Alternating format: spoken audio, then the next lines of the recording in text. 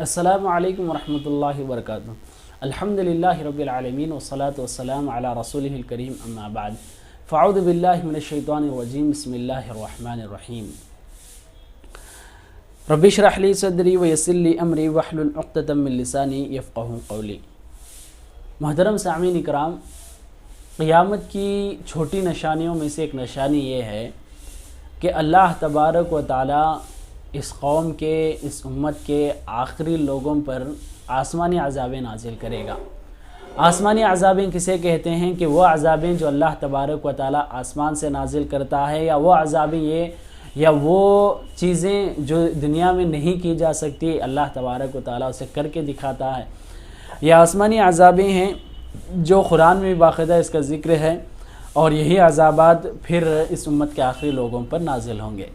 کون سے ایسے عذابات ہیں؟ عائشہ رضی اللہ عنہ کی حدیث ترمذی میں موجود ہے۔ اللہ کے رسول صلی اللہ علیہ وسلم نے کہا، یکون فی آخر هذه الامہ خسف ومسخ وقذف، کہ اس امت کے آخری لوگوں پر خسف، مسخ اور قذف کے عذابات نازل ہوں گے جو اللہ تبارک و تعالیٰ اس سے پہلے کی قوموں پر نازل کیا تھا، کہ زمین میں دھسا دینا، چہرے بدل جانا، آسمان سے پتھروں کی بارش ہونا، یہ اللہ تبارک و تعالیٰ کے عذابات جو اس سے پہلے کی امتوں پر گزرے تھے، یہ عذابات پھر اللہ تبارک و تعالیٰ دہرا سکتا ہے، دہرائے گا، یہ پیشین گوئی ہے۔ تو اللہ کے رسول صلی اللہ علیہ وسلم کی اس پیشین گوئی میں جو دو عذابات ہیں، اس سے پہلے کہ ہم دو ویڈیوز میں بات کر چکے ہیں کہ خسف زمین میں دھسا دینے کے متعلق اور مسخ چہرے بدلنے کے متعلق، کہ کب کیا ہوا تھا اور کیا ہو رہا ہے، اس کے متعلق ہم بات کر چکے ہیں۔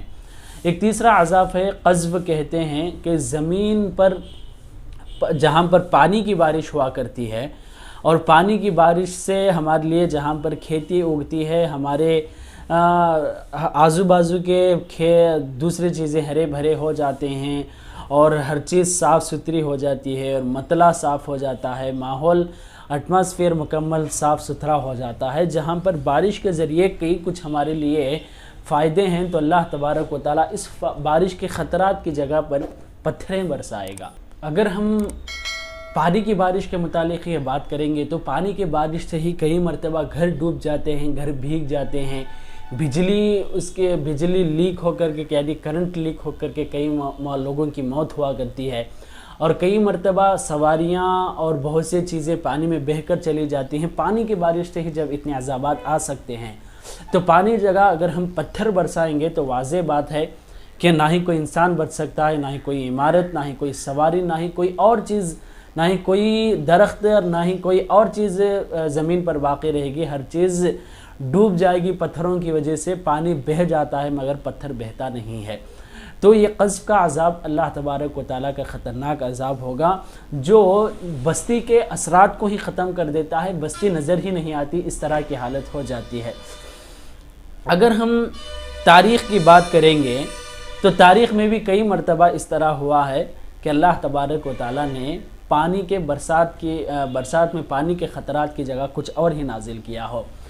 اگر ہم قذف کی بات کریں تو قوم لوط پر بھی اس طرح کا عذاب نازل ہوا تھا۔ اللہ تبارک و تعالیٰ نے ان کی بستی کو مکمل زمین کو الٹ کر کے چھوڑ دیا، جس کی وجہ سے ان پر ساری زمین پڑ کر کے دھس گئے اور یہ باقاعدہ ختم ہو گئے۔ اس طرح اللہ تبارک تعالیٰ قوم لوط پر بھی عذاب نازل کیا ہے۔ دوسری تاریخ میں اگر ہم واقعہ دیکھیں گے، شعیب علیہ السلام کی قوم پر ان کے پاس کئی دن تک بارش نہیں ہوئی تھی، بارش کے انتظار میں تھے۔ ایک مرتبہ بادل آئے، گہرے بادل تھے، اس کی وجہ سے لوگ خوش ہو گئے اور بادل کے نیچے جا کر کھڑے ہو گئے تاکہ بارش کے پانی سے بھیگے۔ کئی دن ہو گیا تھا پانی دیکھ کر خوشی محسوس کرے، مگر ہوا یہ کہ اللہ تبارک و تعالیٰ نے وہاں پر بارش کے پانی کی جگہ پر اللہ تبارک و تعالیٰ آگ برسا دیا، لاوا برسا دیا، پانی کی جگہ پر انگار کے ڈھیلے برسا دیا، جس کی وجہ سے ساری کی ساری قوم تباہ اور ہلاک ہو گئی۔ اللہ تبارک و تعالیٰ صرف اور صرف پانی کی جگہ پر کوئی اور بھی چیز نازل کریں تو ہم تباہ ہونے کے لیے کافی ہے۔ اچھا، اگر ہم قذف کی بات آج بھی کریں گے تو کیا آسمان سے کبھی پتھر کی بارش نہیں ہوئی ہے؟ باقاعدہ کئی مرتبہ ہوئی ہے۔ اب ہم دیکھیں گے کہ بارش کا پانی کبھی کبھی پتھر کے شکل اختیار کر لیتا ہے، پتھر کا مطلب صرف وہی پتھر نہیں جو پہاڑ کے اندر ہوا کرتا ہے یا مٹی سے بنا ہوا پتھر ہے. پتھر کے جگہ پر کئی چیزیں بھی مراد لی جا سکتی ہیں، جیسا کہ برف کے ڈیلے ہیں جو زیادہ سے زیادہ ٹھنڈی کی جگہ پر جہاں پر بارش پڑتا ہے برف کے ڈیلے پڑتے ہیں. ہم اسے اپنی زبان، اپنے علاقے کی زبان میں اگر ہم بات کریں تو گارے گرنے لگتے ہیں، چھوٹے چھوٹے آئس کے برف گرنے لگتے ہیں. تو یہ پتھروں کی طرح ہی ہے، پتھروں کی طرح ہی ہے کہ جہاں پر بھی بارش کئی مرتبہ ہوئی ہے اور جہاں پر بھی ہوئی ہے وہاں پر مالی نقصان بہت زیادہ ہوا ہے. بجلی کے پولس اور وہاں کے لائٹس اور وہاں کے کار اور سواریاں اور لوگوں کے چھت جہاں پر چھوٹی چھوٹی گڑسیاں تھیں اور لوگوں کی تجارتیں، کئی چیزیں جو بلڈنگز کانچ کی بنی ہوئی تھی، سارے کے سارے نقصان ہونے لگے. صرف پانی کا خطرہ برف کی شکل میں بن کر گرنے کی وجہ سے اتنا بڑا نقصان ہوا تھا. تو باقاعدہ یہ مطلب یہ ہے کہ یہ عذاب کبھی بھی نازل ہو سکتا ہے. اور چند ویڈیو سے ہم نے دیکھا ہے کہ جہاں پر بارش، پانی کی بارش کی جگہ پر مچھلیوں کی بارش ہوئی تھی، مچھلیوں کی بارش ہوا کرتی تھی. اور کئی مرتبہ ہم نے کئی جگہ پر ہم نے یہ بھی سنا ہے کہ وہاں پر مینڈکوں کی بارش ہوئی تھی. اس طرح باقاعدہ بارش، پانی کے علاوہ دوسرا بارش بھی گر سکتا ہے. اللہ تبارک و تعالی ہر چیز پر قادر ہے. اگر ہم قذف کے لفظ کی بات کریں گے، جو کہ قذف اللہ تبارک و تعالی کا ایک پتھروں کا عذاب ہے، یہی قذف اٹھا کر زنا کو بھی سزا رکھی گئی ہے. زنا کو جو اسلامی شریعت نے حد رکھی ہے، سزا رکھی ہے، تو وہ سزا کا نام بھی قذف ہے. کہ کیا ہے، کوئی انسان اگر شادی سے پہلے زنا کرتا ہے تو اسے 100 کوڑے مارے جائیں گے، اور اگر وہ شادی کے بعد کرتا ہے تو پتھروں کی بارش اس کے پر برسائیں گے، پتھروں سے مار کر کے رجم کر دیں گے. اسی کو قذف کہا جاتا ہے.